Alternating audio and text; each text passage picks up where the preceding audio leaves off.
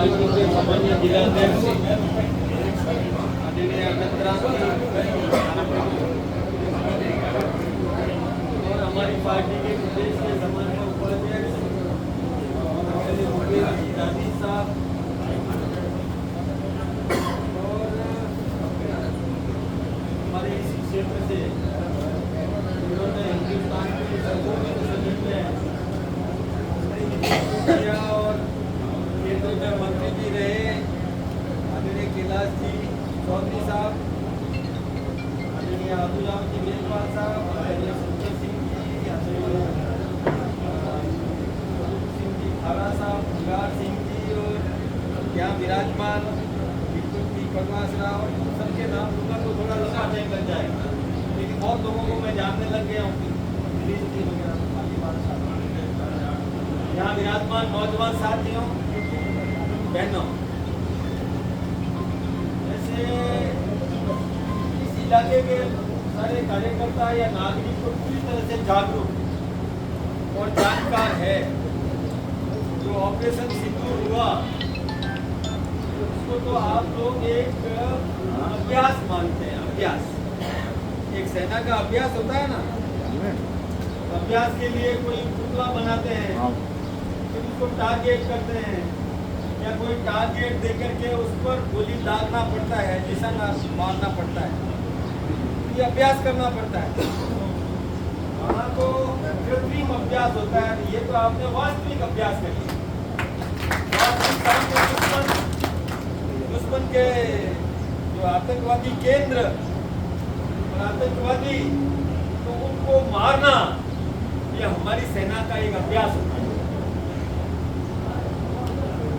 देखा होगा आपने, गुस्सा तो आपको भी खूब आया होगा जिस समय ये आपने टीवी पर या समाचार पत्रों में ये पढ़ा होगा कि किस प्रकार से पहलगाम में हमारे निर्दोष लोगों को धर्म का नाम पूछकर और गोलियों से भून दिया, हमारी बहनों के सिंदूर पहुंच दिए, उजाड़ दिए।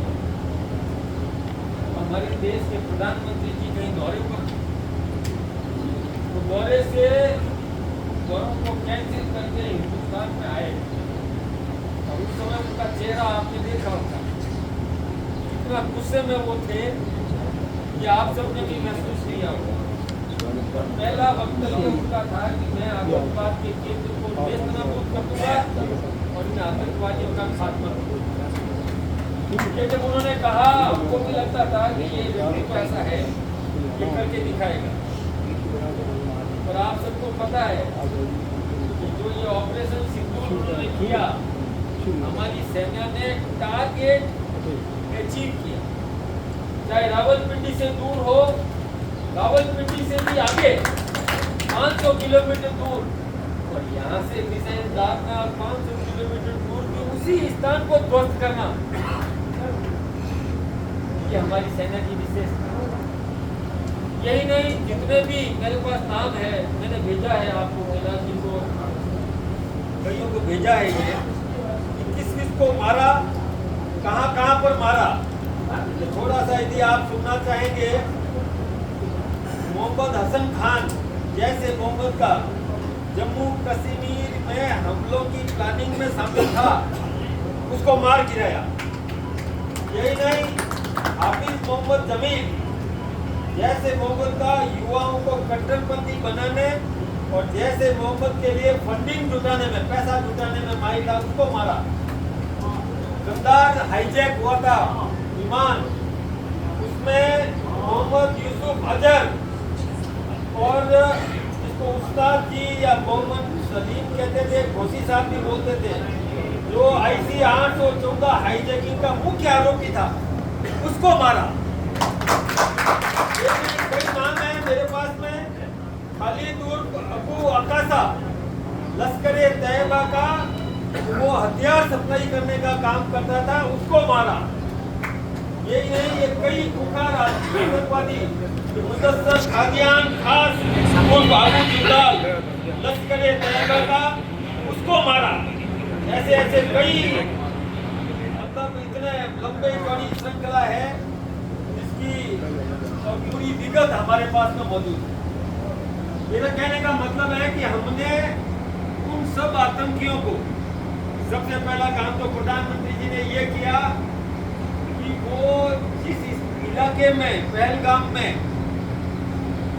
हमारे निर्दोष भाइयों पर गोलियां चलाई, वहां आसपास में प्रत्येक घर की छानबीन की। उस घर में कितने लोग हैं, एक को बुलाया, महिलाओं को बुलाया, आपका आधार कार्ड दीजिए, आधार कार्ड नहीं है उठा करके गाड़ी में डालो, ले जाओ इसको पकड़ के, और इसका जो कुछ भी करना है वो करो, सेना को छूट।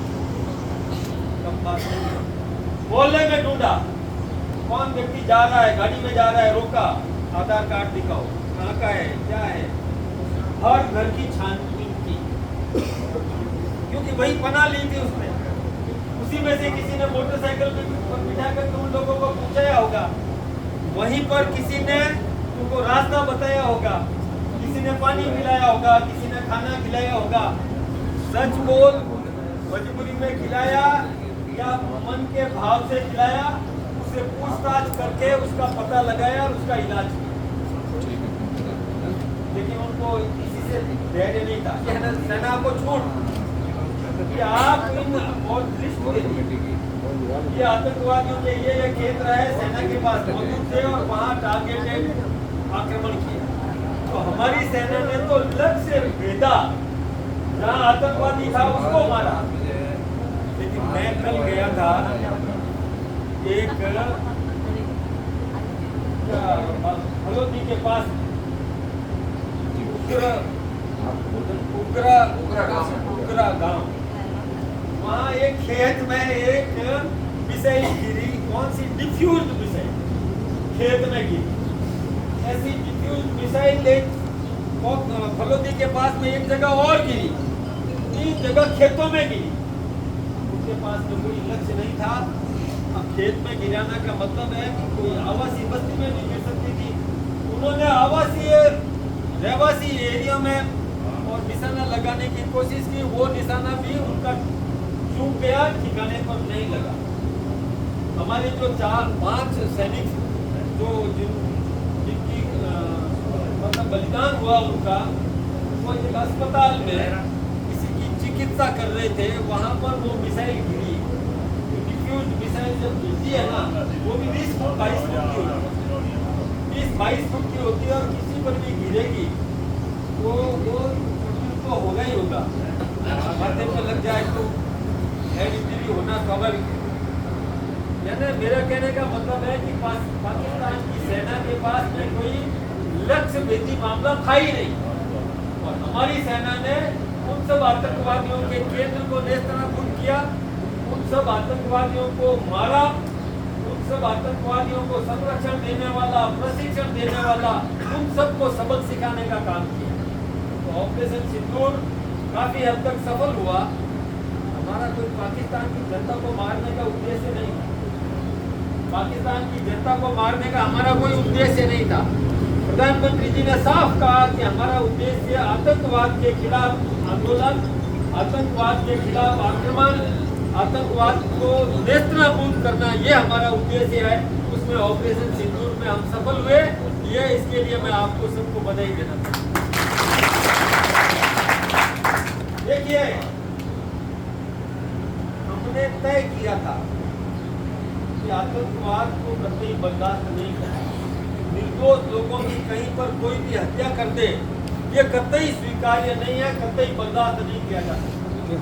हमारी फौज तो सफल हुई, हमारे कहीं पर आमने सामने फौज में भी हमारा कोई एक भी और फौजी नहीं मारा गया।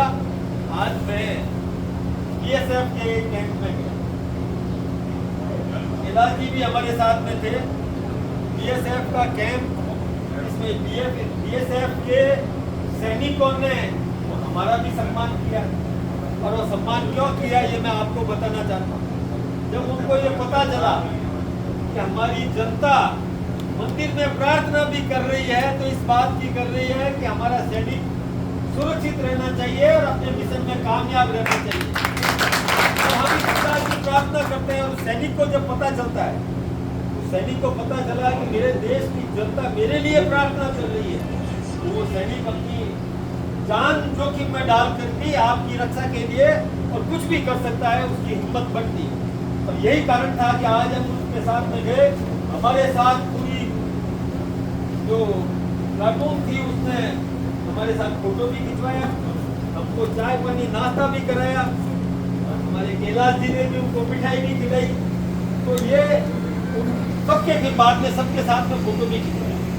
बहनें भी थी वहाँ पर, फौजी महिलाएं भी थी, फौजी पुरुष भी थे। वो सब ने वर्दी में खड़े रह करके और हमको भी सलामी दी और हमारी भी सलामी दी।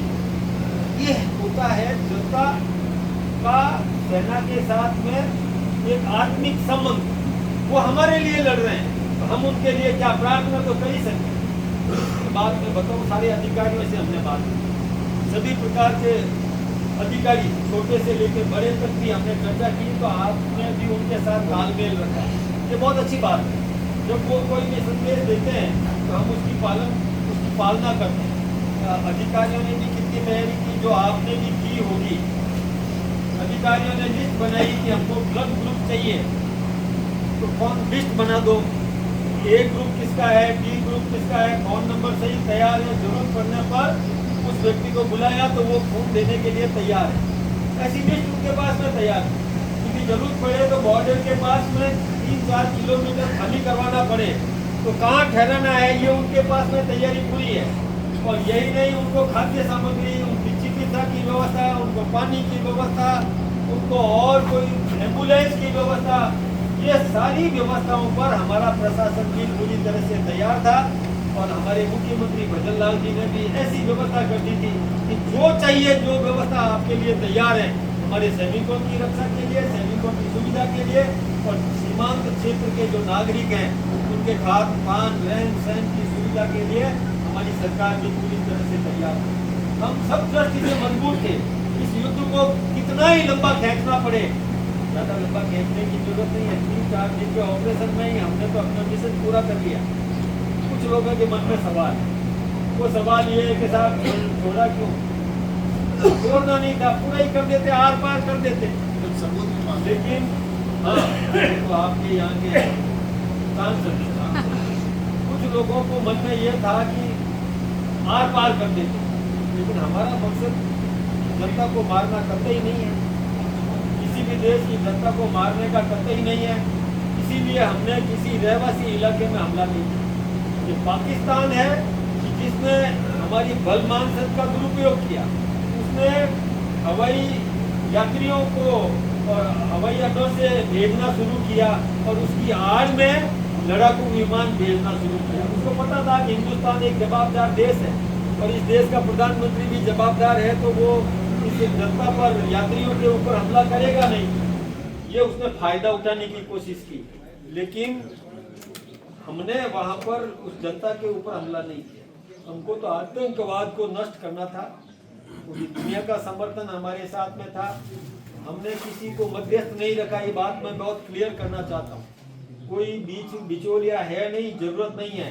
पाकिस्तान को जब लगा कि हमारी रीढ़ टूट रही है, आतंकवादी केंद्र नष्ट हो रहे हैं, वो तो ठीक है, लेकिन उनके वो जो उनके पास परमाणु संयंत्र है उसमें रिसाव हो गया।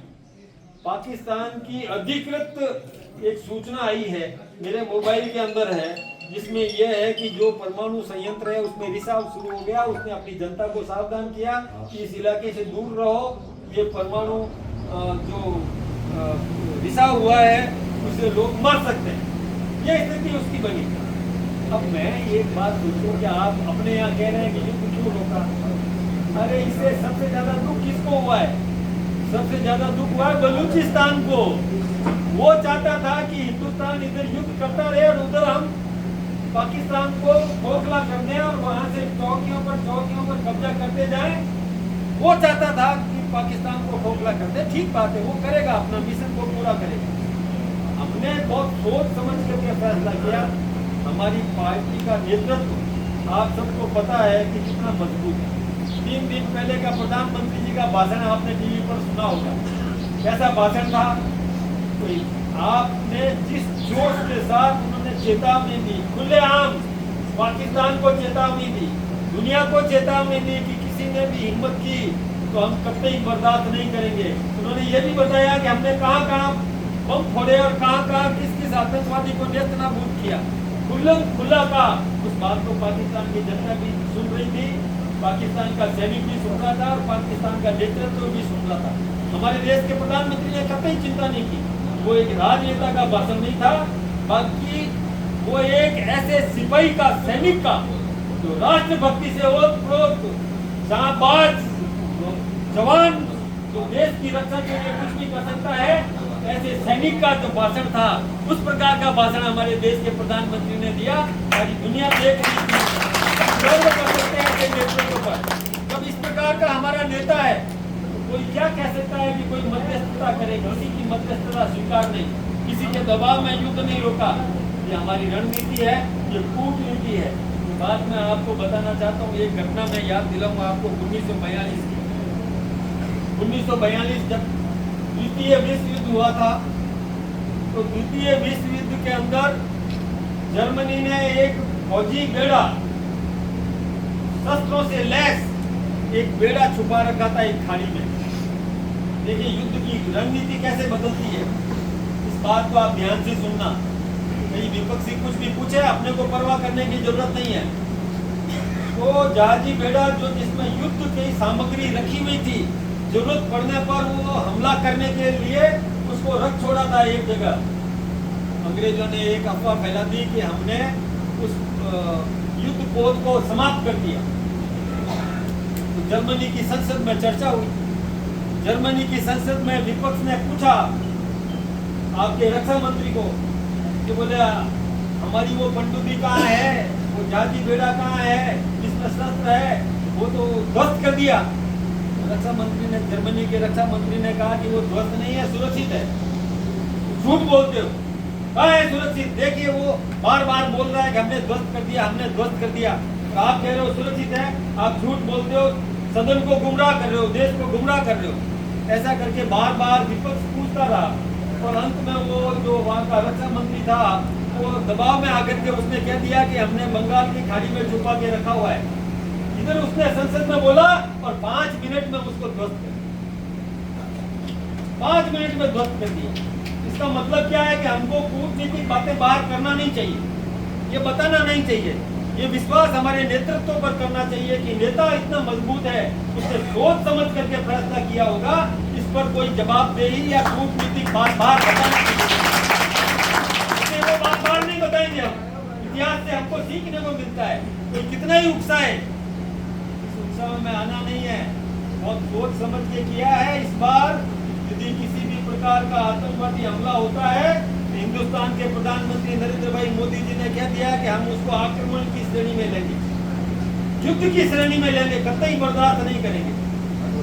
चिंता मत करो, पाकिस्तान के कितने टुकड़े होंगे अभी पता चल जाएगा आपको। आप शांत रहें, धीरज रखें। आगे बढ़ेगा कि दुश्मन की रीढ़ तोड़ दी है, उसकी रीढ़ तोड़ दी है और किसी भी रूप में कमजोर नहीं है हमारे देश का प्रधानमंत्री। आपका सांसद है भाई, यहाँ से जीत के चला गया, वो कई बातें कर रहा है। मुझे मीडिया भी पूछता है कि वो सांसद कहता है कि उन आतंकवादियों ने धर्म नहीं पूछा। अब आपके सांसद का उस आतंकवादी से क्या रिश्ता है? ये आतंकवादियों की भाषा बोल रहा है। क्या उन आतंकवादियों ने उसको बताया था क्या? उसकी दोस्ती थी क्या? मिली भगत थी क्या? जो वो उसकी पैरवी कर रहा है कि उन्होंने धर्म नहीं पूछा।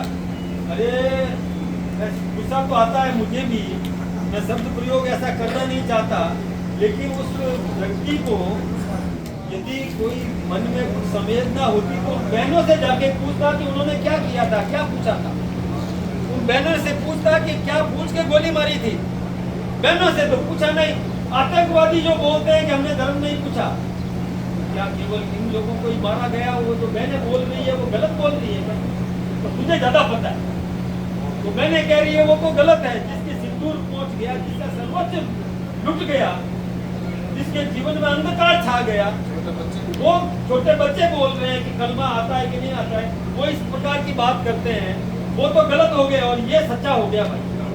कमाल है। मैं तो उस कांग्रेस पार्टी से भी कहना चाहता हूँ, यदि आपने उस सांसद को पार्टी से बाहर नहीं निकाला तो ये माना जाएगा कि आपकी और उसकी एक भाषा है, आपकी वर्डिट वही है, ये माना जाएगा।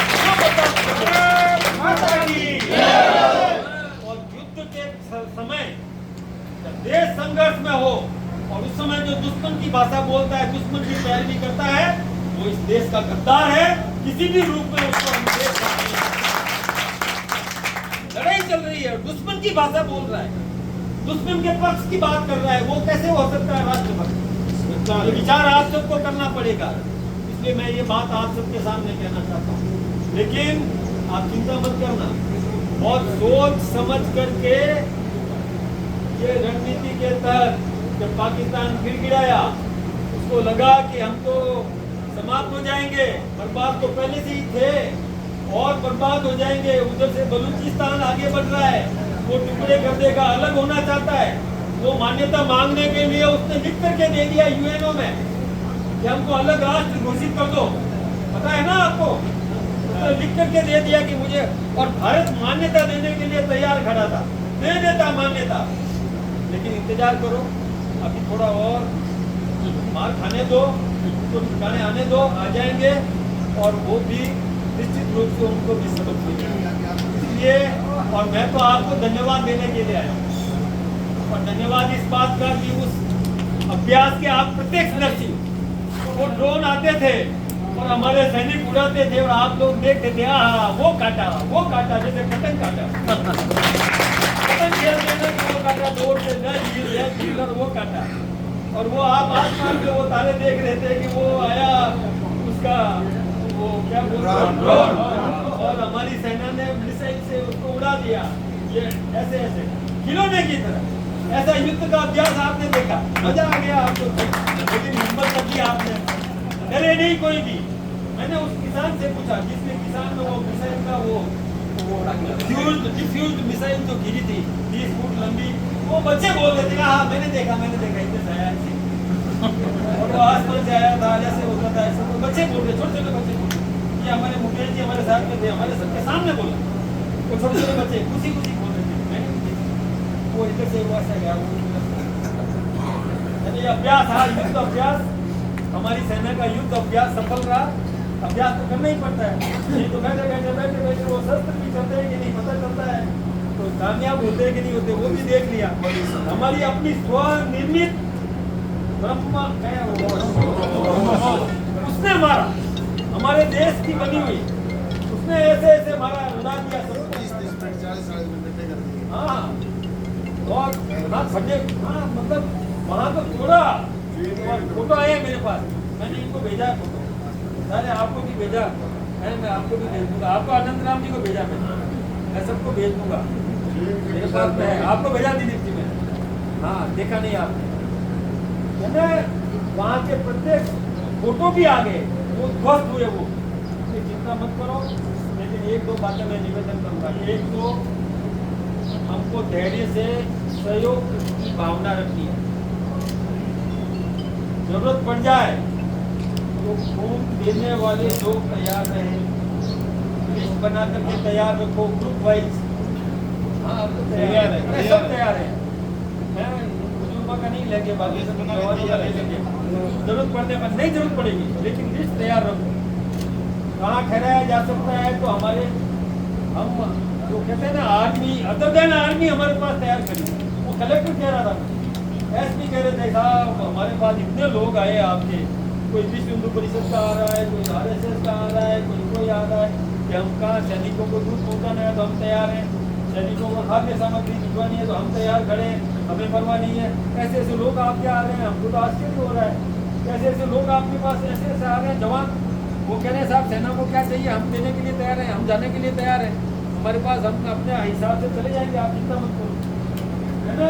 यहाँ आगे तो ठहराने की व्यवस्था है, 2-3 किलोमीटर दूर बॉर्डर से यहाँ के सामने फौज यदि लड़ती है जरूरत पड़ने पर, तो हमारी जनता तैयार खड़ी।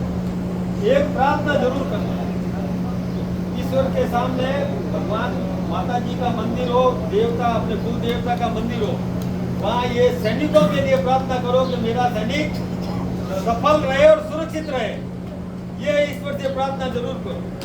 और जिस दिन उस सैनिक को पता चलेगा, ये पता चलेगा कि मेरी जनता मेरे लिए प्रार्थना कर रही है, तो वो सैनिक आपके लिए जान देने के लिए तैयार खड़ा रहेगा। हमें जान देनी नहीं है, हमें तो हाँ सबक सिखाना है, सबक सिखाने में हम सफल रहे। कोई किसी से डरने की जरूरत नहीं। हमने तो डोकलाम भी देख लिया, चीन को भी सबक सिखा दिया।